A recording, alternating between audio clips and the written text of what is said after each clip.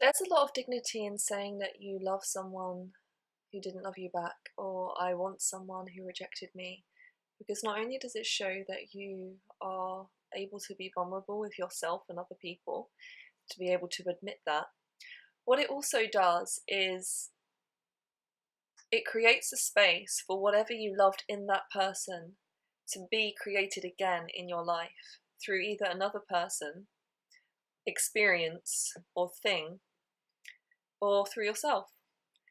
So, when we're rejected by someone who we love, and it could be that we're in a relationship with this person and we feel overwhelmingly happy with them, and then something happens and they decide that they want to continue life without your being a romantic part of theirs, so you break up, then it sucks.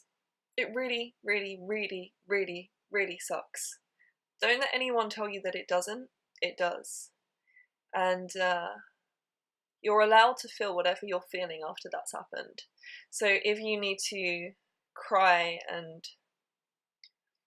feel sorry for yourself, then that's perfectly natural and what you need to do. Once we've got over the grieving process of a relationship and we've sufficiently journaled about it, we've written about it, we've had maybe help from the outside world, maybe professional help, maybe help with our support group and friends.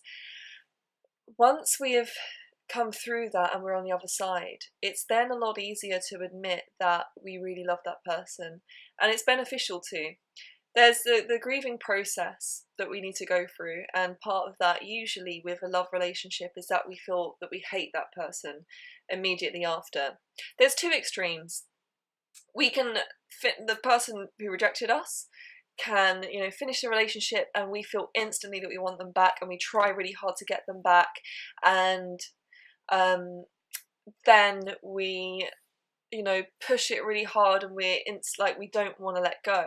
And the other extreme is that we run from them as soon as they've rejected us. We're like, fine, you reject me, I'll reject you, and we put our walls up. We're not open to any communication from this person because we've been rejected, and that's hurt so much that we're not willing to have any other communication with that person.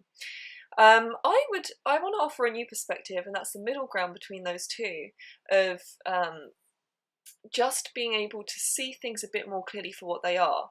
So the problem with forgiving somebody too soon after the relationship breakup, which is the first extreme, like, I forgive you completely, I know it was all my fault, oh my god, I'm so sorry, that's the extreme of seeing it as a one-way street. Like, when you're in a relationship with someone, it's obviously both of you, you know this already.